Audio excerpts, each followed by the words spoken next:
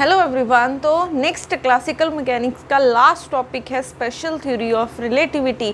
अब हमें special theory of relativity की क्यों ज़रूरत पड़ी? अगर तो हम रियल लाइफ में बात करें, ठीक है, तब तो इसकी ज़रूरत नहीं पड़ती है। बट अगर हम कभी भी स्पीड ऑफ लाइट से ट्रैवल करते हैं, ठीक है, जैसे लाइट स्पीड ऑफ लाइट से जैसे कोई भी स्पीड ऑफ लाइट से ट्रैवल करता है, तब हमें जो हमारे जनरल लॉज हैं वो वहाँ पे फॉलो नहीं होते हैं, ठीक है। तब हमें स्पेशल थ्योरी ऑफ रिलेटिविटी की ज़रूरत पड़ती है। तो आप कब यूज़ करोगे स्पेशल थ्योरी ऑफ रिलेटिविटी को? जब कोई भी ऑब्जेक्ट स्पीड ऑफ लाइट के कंपेरेबल, ठीक है, जितनी स्पीड ऑफ लाइट की वेलोसिटी होती है उसके कंपेरेबल वेलोसिटी से मूव करेगा, तब ये लॉज क्या होते हैं, यूज़ होते हैं। अब इसमें सबसे पहले इसकी दो पोस्टुलेट्स हैं। पोस्टुलेट फर्स्ट क्या है कि अगर आप स्पीड ऑफ लाइट की बात करो, स्पीड ऑफ लाइट, मैं वेलोसिटी की बात नहीं कर रही हूं, मैं स्पीड की बात कर रही हूं। तो जो स्पीड ऑफ लाइट है is same in all inertial frames. तो स्पीड ऑफ लाइट सेम रहेगी सभी इनर्शियल फ्रेम्स में। ये फर्स्ट पोस्टुलेट है इसकी। सेकंड क्या है, जो लॉज हैं, laws of physics is same in all inertial frames. जो फिजिक्स के लॉज हैं वो सभी इनर्शियल फ्रेम्स में सेम रहेंगे, बट फिजिकल क्वांटिटीज चेंज हो सकती हैं। फिजिकल क्वांटिटीज चेंज हो सकती हैं, ठीक है। अब यहाँ पे फिजिकल क्वांटिटीज मीन्स जैसे मास है, वेलोसिटी है, मोमेंटम है, एनर्जी है, ठीक है, ये सारी फिजिकल क्वांटिटीज चेंज हो सकती हैं, बट जो लॉज हैं फिजिक्स के वो चेंज नहीं होंगे। अब यहाँ पे मैंने एक वर्ड लिखा है इनर्शियल फ्रेम। अब ये इनर्शियल फ्रेम क्या है? हमें न्यूटन्स के 3 लॉ पता है, ठीक है। फर्स्ट लॉ क्या होता है न्यूटन का, जिसे हम लॉ ऑफ इनर्शिया भी बोलते हैं। इनर्शिया ही क्या होता है कि ये हमारी बॉडी की प्रॉपर्टी है। अगर वो रेस्ट पे है तो रेस्ट पे रहेगी, अगर मोशन में है तो मोशन में रहेगी, जब तक हम उस पर कोई फोर्स अप्लाई नहीं कर देते। तो ये न्यूटन का सेकेंड लॉ है, न्यूटन का फर्स्ट लॉ है। न्यूटन का सेकेंड लॉ क्या है? जो फोर्स है, ठीक है, वो फोर्स किसके इक्वल होती है? चेंज इन मोमेंटम के, या फिर हम इसको ma भी लिख देते हैं, ठीक है। थर्ड लॉ क्या होता है न्यूटन का? Every action has equal and opposite reaction, ठीक है। तो ये 3 लॉज तो आप पढ़ चुके हैं, ठीक है, +1 +2 में ही पढ़ते हैं इनको। अब हमारे पास इनर्शियल फ्रेम क्या है? वो फ्रेम, ठीक है, वो फ्रेम जिसमें ये न्यूटन्स के 3 लॉ ओबे करते हैं, ठीक है, जिसमें ये न्यूटन्स के 3 लॉ ओबे करते हैं, उसको हम बोलते हैं इनर्शियल फ्रेम। और जो ये इनर्शियल फ्रेम होते हैं ये नॉन एक्सेलरेटेड फ्रेम्स होते हैं, ठीक है, नॉन एक्सेलरेटेड फ्रेम्स होते हैं। नॉन एक्सेलरेटेड फ्रेम्स का क्या मतलब है कि यहाँ पे एक्सेलरेशन ज़ीरो, एक्सेलरेशन कांस्टेंट होगी, ठीक है, एक्सेलरेशन कांस्टेंट होगी, या फिर आप ऐसा बोल सकते हो वेलोसिटी क्या होगी? कांस्टेंट होगी, ठीक है। ऐसे फ्रेम्स जिसमें जो फ्रेम्स मूव कर रहे हैं वो कांस्टेंट वेलोसिटी से मूव कर रहे हैं, जब पार्टिकल्स मूव कर रहे हैं वो कांस्टेंट वेलोसिटी से कर रहे हैं, तब आप उस फ्रेम को क्या बोलोगे? Inertial frame. तो इनर्शियल फ्रेम क्या होते हैं? नॉन एक्सेलरेटेड फ्रेम्स होते हैं, ठीक है। तो ये कुछ अजम्पशंस थी, ठीक है, स्पेशल थ्योरी ऑफ रिलेटिविटी में, तो इसका ध्यान रखना है। तो बस फर्स्ट में ध्यान रखना, मैं वेलोसिटी की बात नहीं कर रही हूँ, मैं स्पीड की बात कर रही हूँ कि लाइट की स्पीड सभी इनर्शियल फ्रेम्स में क्या रहेगी? सेम रहेगी।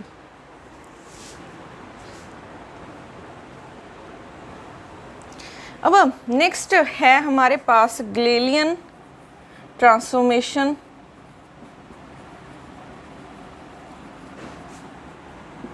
अब सपोज कर लो ये एक फ्रेम है, ठीक है, ये एस फ्रेम है, ये एक्स है, वाई है, ये जेड है। एक फ्रेम है, ठीक है, एक और फ्रेम है एस डैश, इसके कोऑर्डिनेट हो जाएंगे x dash, y dash, z dash, और ये वी वेलोसिटी से मूव कर रहा है विद रिस्पेक्ट टू दिस, ठीक है। ये कोई ऑब्जर्वर यहाँ पे खड़ा है, कोई ऑब्जर्वर यहाँ पे खड़ा है, ये देख रहा है कि ये फ्रेम क्या है, वी वेलोसिटी से एक्स डायरेक्शन की तरफ मूव कर रहा है। अब अगर हम यहाँ पे देखें, इसको हम थोड़ा सा यहाँ पे बनाते हैं,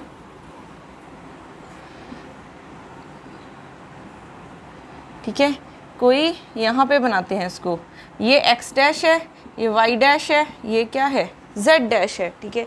अब अगर आप यहाँ पे देखोगे, मैं इतने को यहाँ से यहाँ तक के डिस्टेंस को मान रही हूँ कैपिटल आर। कोई यहाँ पे इवेंट हुआ है, ठीक है, कोई इवेंट हुआ है एस फ्रेम में, ठीक है, कोई इवेंट हुआ है जो अगर एस फ्रेम देख रहा है तो इसके कोऑर्डिनेट्स क्या हो जाएंगे, ओरिजिन से यहाँ तक का डिस्टेंस हो जाएगा आर वेक्टर। कोई एस फ्रेम में, ठीक है, कोई एस फ्रेम में ऑब्जर्वर खड़ा है, वो इस इवेंट को देख रहा है, तो ओरिजिन से इवेंट तक का डिस्टेंस कितना है, आर वेक्टर। अब यही वाला इवेंट ये एस डैश फ्रेम देख रहा है जो वी वेलोसिटी से उस तरफ जा रहा है, ठीक है। तो ये इवेंट का ओरिजिन से डिस्टेंस कितना है, आर डैश हो जाएगा, ठीक है। एस डैश जो देख रहा है उस फ्रेम से, ओरिजिन से उस इवेंट तक का डिस्टेंस कितना है, आर डैश, और दोनों फ्रेम्स में डिस्टेंस कितना है, आर वेक्टर। अब यहाँ पे अगर हम वेक्टर एडिशन लगाएं, क्योंकि पोजीशन वेक्टर एक वेक्टर क्वांटिटी है, ये आर वेक्टर, ये यहाँ हो जाएगा, ये यहाँ से यहाँ, तो यहाँ से देखो वेक्टर ला, ये और ये दोनों सेम में है तो दोनों को ऐड करेंगे और इसके इक्वल रख देंगे, तो r dash plus capital r is equal to r vector, ठीक है। तो यहाँ से आपके पास आर डैश क्या आ जाएगा, r vector minus r vector, ठीक है। तो देखो एक इवेंट है, ठीक है, एक इवेंट है, अगर आप इसको एस फ्रेम से देख रहे हो तो आर पोजीशन वेक्टर है, अगर आप इसको एस डैश फ्रेम से देख रहे हैं तो आर डैश इसके पोजीशन वेक्टर है। तो दोनों में रिलेशन कौन बता रहा है, गैलीलियन ट्रांसफॉर्मेशन से हमें पता चल रहा है, ठीक है। अब उसके बाद अगर हम यहीं से वेलोसिटी का निकालें तो वेलोसिटी क्या हो जाएगी, v dash is equal to v, ये तो कांस्टेंट है, ठीक है, ये क्या है, कांस्टेंट है इन दोनों में डिस्टेंस, तो ये हो जाएगा, अच्छा ये कांस्टेंट नहीं हो सकता क्योंकि अगर ये मूव करता जाएगा उस तरफ तो ये आर भी तो इंक्रीज होता जाएगा, तो इसको हम मान लेते हैं v नॉट, ठीक है। तो देखो आपके पास जो पोजीशन वेक्टर हैं वो ऐसे रिलेट कर रहे हैं एक दूसरे के साथ, और आपके पास जो वेलोसिटीज़ हैं वो ऐसे रिलेट कर रही हैं, बट जो ये गैलीलियन ने ट्रांसफॉर्मेशन दी थी, ठीक है, ये कुछ पॉइंट्स पे क्या हो गई थी, इनवैलिड हो गई थी। ये कुछ पॉइंट पे इनवैलिड क्यों हो रही हैं, ये इनवैलिड इसलिए हो गई थी क्योंकि कुछ ऑब्जेक्ट की हमने क्या निकाली, जब स्पीड निकाली तो वो स्पीड ऑफ लाइट से भी ज़्यादा आ गई, ठीक है। कुछ ऑब्जेक्ट्स की जब हमने इस ट्रांसफॉर्मेशन से रिजल्ट निकाले तो कुछ ऑब्जेक्ट की स्पीड ऑफ लाइट से भी ज़्यादा आ गई, बट हमें पता है नेचर में किसी भी ऑब्जेक्ट की जो स्पीड है वो कभी भी स्पीड ऑफ लाइट से ज़्यादा नहीं हो सकती, वो उसके कंपेरेबल हो सकती है, इक्वल हो सकती है, लेस हो सकती है, बट कभी भी ग्रेटर नहीं हो सकती। तो ये ट्रांसफॉर्मेशन यहाँ पे गलत हो गई थी, तो इसमें हमें कुछ मॉडिफिकेशन करने की ज़रूरत थी, तो वो मॉडिफिकेशन की थी लॉरेंस ट्रांसफॉर्मेशन ने, ठीक है। तो ये याद रखना ये क्यों फेल हुआ था, क्योंकि कुछ ऑब्जेक्ट की स्पीड क्या आ गई थी, इस ट्रांसफॉर्मेशन को लगा के स्पीड ऑफ लाइट से भी ज़्यादा आ गई थी, ठीक है। उसके बाद आती हैं लॉरेंस ट्रांसफॉर्मेशन।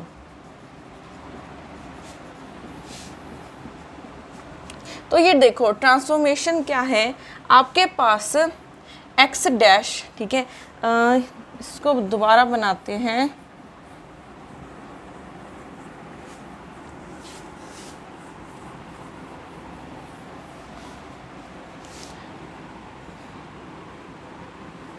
ये फ्रेम है S, इसके कोऑर्डिनेट्स हैं x, y और z, और एक ये कोऑर्डिनेट है, कोऑर्डिनेट सिस्टम है, फ्रेम है एस डैश, इसके कोऑर्डिनेट्स हैं x dash, y dash, z dash.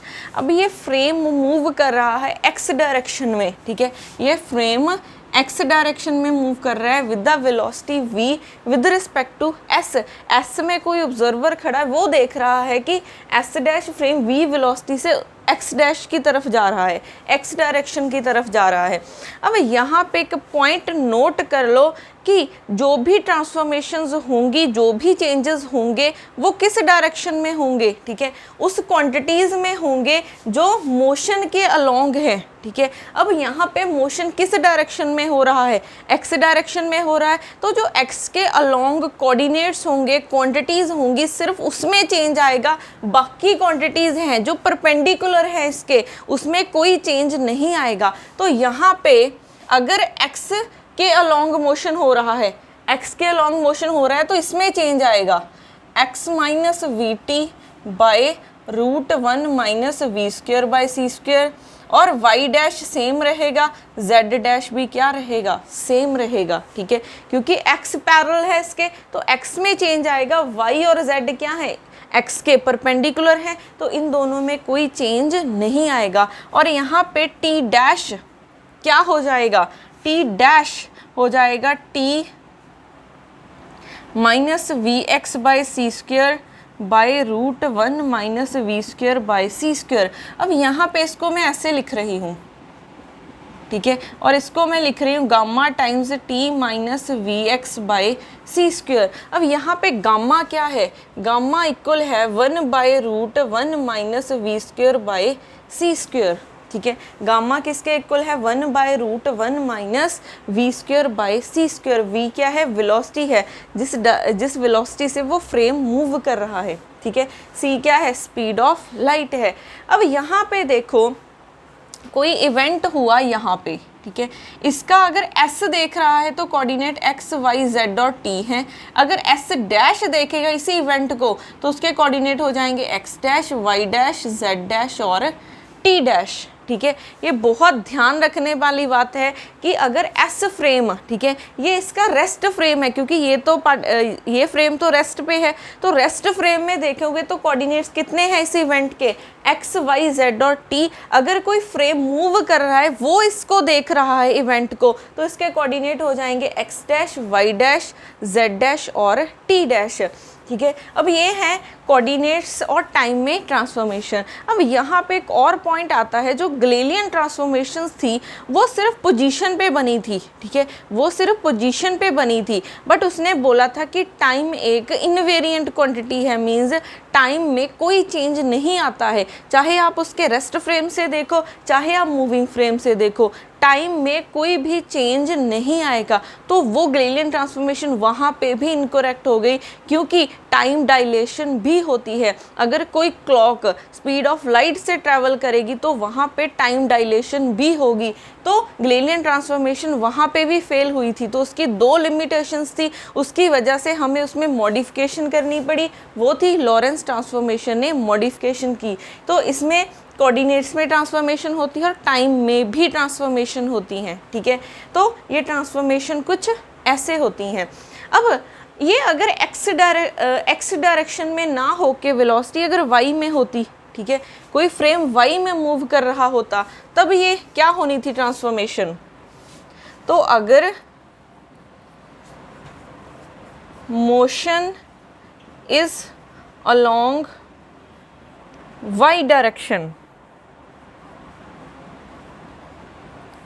Motion is along y direction, तो आपके पास क्या हो जाना था, अब एक्स डैश सेम रहेगा, वाई डैश में चेंज आएगा, कितना आ जाएगा, वाई माइनस वी टी, ठीक है, और जेड डैश सेम रहेगा, टी डैश में क्या आ जाएगा, टी माइनस वी। अब यहाँ पे एक्स कोऑर्डिनेट्स एक्स की तरफ मोशन हो रहा था तो यहाँ पे एक्स है, अब वाई की तरफ हो रहा है तो वाई आ जाएगा और साथ में गामा, ठीक है। अगर जेड में मोशन हो रहा होता तो ये सब कुछ जेड में आ जाना था और यहाँ पे भी क्या आ जाता, जेड आ जाता।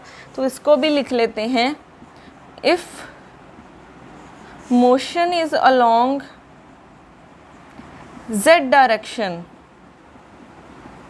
तो ये हो जाएगा x डैश, ये सेम रहेंगे, z डैश क्या हो जाएगा gamma times z minus v t, और t डैश हो जाएगा gamma times t minus v z by c square. ठीक है, ये बन जाएगा। तो ये है हमारे पास कोऑर्डिनेट्स और टाइम में ट्रांसफॉर्मेशन कैसे होती हैं। ठीक है, ये हमारे पास एस डैश फ्रेम से जब आप देख रहे हो, और ये है जब आप एस फ्रेम से इनको देख रहे हो। अब उसके बाद ये हमने सिर्फ की है कोऑर्डिनेट्स में, अब हम देखते हैं वेलोसिटी में ट्रांसफॉर्मेशन कैसे करनी है।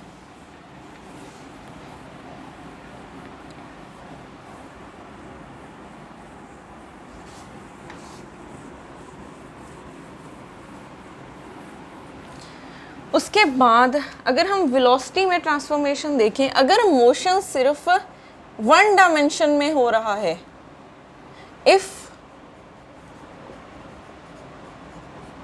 मोशन इज अलोंग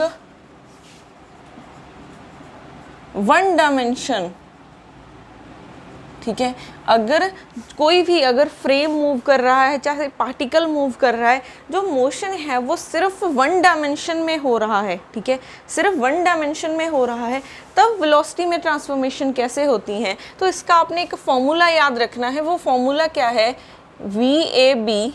ठीक है, कभी भी अगर आपने फॉर्मूला लगाना है तो आपको तीन चीज़ें पता होनी चाहिए, तीन ऑब्जर्वर पता होने चाहिए। ठीक है, ABC हमारे पास तीन ऑब्जर्वर हैं, तो AB यहाँ पे आ जाएगा। A के साथ आपने लिखना है थर्ड क्वांटिटी क्या है। ठीक है, तो आपने फॉर्मूला पहले याद करो, फिर कैसे अप्लाई करना है वो भी सिखाऊंगी। ठीक है, आपके पास तीन ऑब्जर्वर हैं A, B और C। यहाँ पे VAB का क्या मतलब है, velocity of A with respect to V। ठीक है, ये क्या है, velocity of A with respect to B। ठीक है, अब ये फॉर्मूलेज कहाँ पे अप्लाई होते हैं, ये फॉर्मूले अप्लाई होते हैं जब हमारे पास ऑब्जर्वर भी मूव कर रहा हो और ऑब्जेक्ट भी मूव कर रहा हो। ठीक है, जैसे यहाँ पे कोई ऑब्जेक्ट भी मूव कर रहा है और ये फ्रेम भी मूव कर रहा है। ठीक है, तब ये वाले फॉर्मूले अप्लाई करते हैं जब आपने देखना हो रिलेटिव मोशन देखना हो। ठीक है, तो VAB का क्या मतलब है कि वेलोसिटी ऑफ A कौन देख रहा है, B देख रहा है विद रिस्पेक्ट टू B। अब AB लिखा, फिर कौन सा बचा है, फिर आ जाएगा AC प्लस, फिर आपने लिखना है यहाँ से C, फिर रहता कौन है B, divided by 1 plus VAC into V, दोनों का प्रोडक्ट कर दो, बाय कर दोगे C स्क्वायर। ये बहुत ही इंपॉर्टेंट फॉर्मूला है, बट ये कब अप्लाई करना है, अगर मोशन 1D में हो रहा है। ठीक है, अब ये क्या है, VAC है, velocity of A with respect to C, और CB क्या है, velocity of C with respect to B। ठीक है, अब उसके बाद देखो यहाँ पे एक और टर्म याद रखना, 1 2 किसके इक्वल होता है, 2 1 के। ठीक है, V1 2 अगर आपने इनको इंटरचेंज किया है तो साथ में नेगेटिव का साइन आ जाएगा। जैसे VAB आपने इनको इंटरचेंज किया है, BA बनाया है तो साथ में नेगेटिव का साइन आ जाएगा। ये भी क्वांटिटी बहुत इंपॉर्टेंट है, इसको भी आपने लर्न करना है।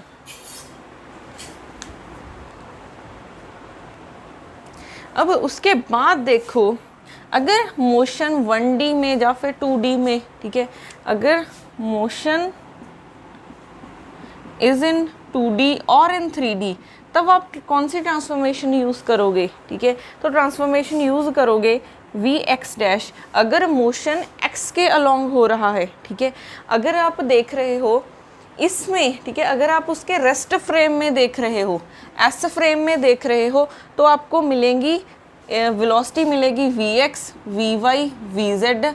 अगर आप इस फ्रेम से देखोगे तो Vx डैश, Vy डैश और Vz डैश। ठीक है, तो ये इन दोनों में रिलेशन हमें कैसे पता चलेगा, वो देखो, Vx डैश हो जाएगा Vx minus Vy1 minus Vx By C square, फिर Vy dash is equal to Vy by gamma one minus v x v by c square, उसके बाद वी जेड डैश क्या हो जाएगा, v z by gamma one minus v x v by c square.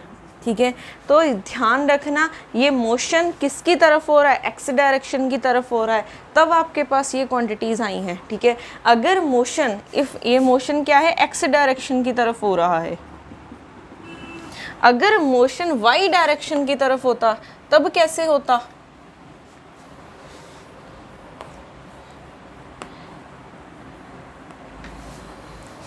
If motion is along y direction, अगर y direction की तरफ motion हो रहा है तो वी एक्स डैश हो जाएगा v x by gamma one minus v x v y v by c square. यहाँ पे v y dash is equal to v y minus v by one minus v by c square. V z dash क्या हो जाएगा, similarly v z by gamma one minus v by c square. अगर motion z direction की तरफ हो, ठीक है, अगर जेड डायरेक्शन की तरफ मोशन होता है तब आपके पास क्या आ जाएगा, वी एक्स वी वाई और वी जेड, ये हो जाएगा v z minus v one minus v z v by c square, ये हो जाएगा v x by gamma one minus v z v by c square, v by gamma one minus v z v by c square.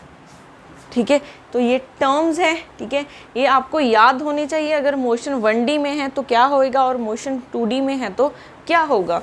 अब इसके related कुछ examples करते हैं, उनसे आपको ये फॉर्मूले थोड़े से इजी लगने स्टार्ट हो जाएंगे।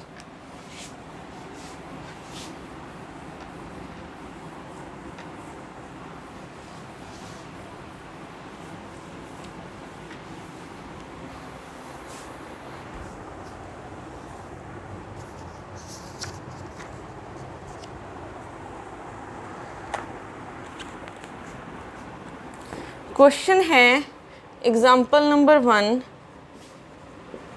an electron is moving with the velocity of 0.85 c in the same direction as that of a moving photon.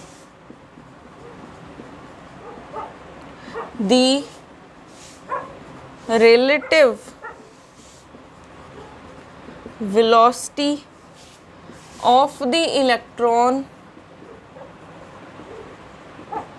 with respect to photon is, options हैं सी, बी ऑप्शन है माइनस सी, सी ऑप्शन है 0.15 सी और D option है minus 0.15 सी। तो यहाँ पे हमारे पास क्या है, उन्होंने कहा है electron is moving with the velocity this in the same direction as that of moving a photon. ठीक है, अब यहाँ पे देखो फोटोन इस डायरेक्शन में मूव कर रहा है, फोटोन की स्पीड कितनी होती है c। ठीक है, और उसी डायरेक्शन में इलेक्ट्रॉन मूव कर रहा है, किस वेलोसिटी से, 0.85 c। ये फोटोन की है और ये इलेक्ट्रॉन की है, और हमें पूछा है the relative velocity of electron with respect to photon, हमें पूछी है इलेक्ट्रॉन की velocity with respect to photon. ठीक है, अब ये दोनों सेम डायरेक्शन में मूव कर रहे हैं तो हम यहाँ पे 1D वाला फॉर्मूला लगा सकते हैं जब सेम डायरेक्शन में हो। ठीक है, मोशन सभी का। अब यहाँ पे एक फोटोन है एक इलेक्ट्रॉन है, बट थर्ड क्वांटिटी हमें चाहिए, थर्ड क्या हो जाएगा, ग्राउंड। ठीक है, तो ये वेलोसिटी है ग्राउंड के विद रिस्पेक्ट, ये हो जाएगी ग्राउंड के विद रिस्पेक्ट। तो हमने ये फाइंड करना है, तो यहाँ से ही फॉर्मूला बना लो, ठीक है। फॉर्मूला रिवाइज करवा देती हूँ। फॉर्मूला क्या था, VAB इज इक्वल टू, पहले थर्ड क्वांटिटी AC आ जाएगा, फिर VCB 1 plus VAC into VCB by C²। यही किया था हमने फॉर्मूला। अब यहाँ पे थर्ड क्वांटिटी है ग्राउंड, तो E का G के साथ प्लस फिर G का P के साथ divided by 1 plus PEG PGP by C², ठीक है। अब यहाँ पे देखो हमें EG पता है बट GP नहीं पता है, PG पता है, तो हम लिख सकते हैं GP को माइनस ऑफ PG, ठीक है। तो ये फॉर्मूला देखो क्या बन गया,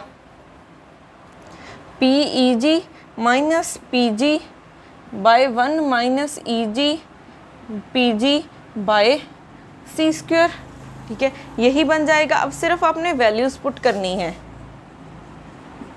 तो EG 0.85C माइनस इसकी है C divided by 1 minus 0.85C, यहाँ पे C बाय C², ठीक है। ये C² कैंसिल हो गया। फिर आ गया है ये, आप 0.85 माइनस करोगे 1 में से तो कितना बचेगा, माइनस 0.2515 बचेगा ना, डिवाइडेड बाय 1 माइनस 0.85, तो माइनस 0.15C, यहाँ से माइनस करोगे 0.15, तो ये कैंसिल होके माइनस C आ जाएगा। तो velocity of electron with respect to photon कितनी आ गई है, माइनस C आ गई है। तो ऐसे हमने फॉर्मूला अप्लाई करना है, ठीक है।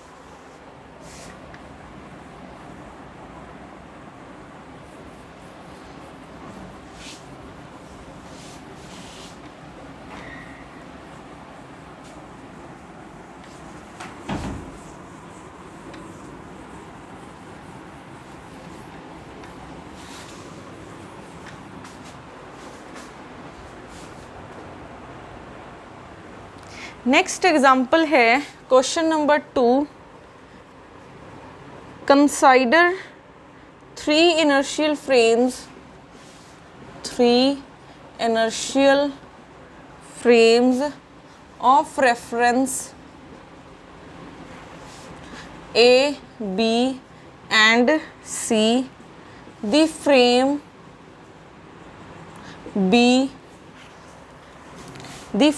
B moves with the velocity c/2 with respect to A है, and C moves with a velocity of c/10 with respect to B in the same direction. The velocity of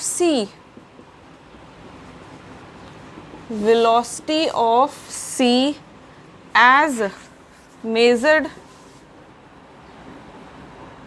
in A is, options हैं 3c/7, option B है 4c/7, option C है c/7 और option D है √3c/7।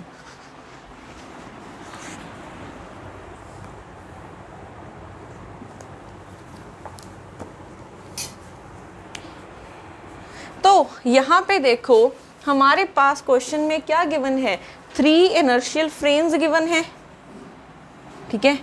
3 inertial frames given है, एक A frame है,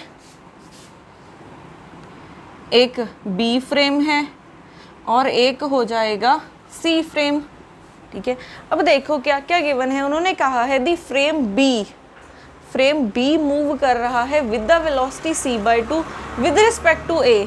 तो ये c/2 वेलोसिटी से जा रहा है, तो velocity of b with respect to कितना गिवन है a, तो ये गिवन है c/2 और c मूव कर रहा है with the velocity c/10, c move कर रहा है c/10 वेलोसिटी से विद रिस्पेक्ट टू b, तो velocity of c with respect to b कितनी हो जाएगी c/10 हो जाएगी। और हमें पूछा इन दी सेम डायरेक्शन, ठीक है, दोनों क्या है सेम डायरेक्शन में है। उन्होंने पूछा है the velocity of c as measured in a, तो वेलोसिटी ऑफ c पूछा है विद रिस्पेक्ट टू a, ठीक है, a कितनी देखेगा इसकी, इस वाले फ्रेम की वेलोसिटी हमें वो फाइंड करनी है। अब यहाँ पे मोशन हो रहा है सेम डायरेक्शन में, तो हम 1D वाला फॉर्मूला लगा सकते हैं। तो यहाँ पे v हमने CA फाइंड करना है, तो थर्ड क्वांटिटी क्या है A B C, तीन तो है ही, C यहाँ पे हो जाएगा B प्लस फिर B और A divided by 1 plus VCB VA divided by C²। अब अगर आप देखोगे क्या हमें दोनों की वैल्यूज़ पता हैं, B VA भी पता है CB भी पता है, सिर्फ डायरेक्ट वैल्यूज़ पुट करनी है, c/2 plus c/10 by 1 plus c/2 c/10 into 1 by c², ठीक है। तो यहाँ से आ जाएगा, इसका एलसीएम लोगे 10, यहाँ पे 5 आ जाएगा, 5c plus c divided by ये c के साथ कैंसिल 1 प्लस 1 बाय 20, ठीक है। तो यहाँ से ये 6c/10 डिवाइडेड बाय एलसीएम लोगे 21/10 आ जाएगा, ठीक है। तो ये बन गया है 6c/10 इंटू 20/21, तो यहाँ से ये कट के 2 आ गया है, तो 12c/21 आ गया है, ठीक है। यहाँ पे कहाँ पे मिस्टेक की है कैलकुलेशन में,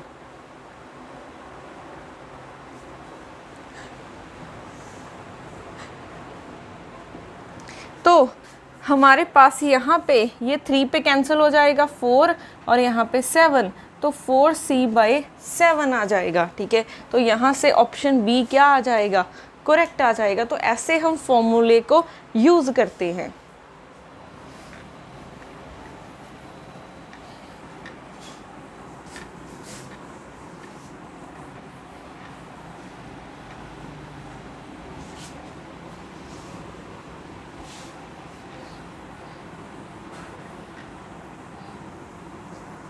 इसके क्वेश्चन नेक्स्ट वीडियो में भी कंटिन्यू रहेंगे।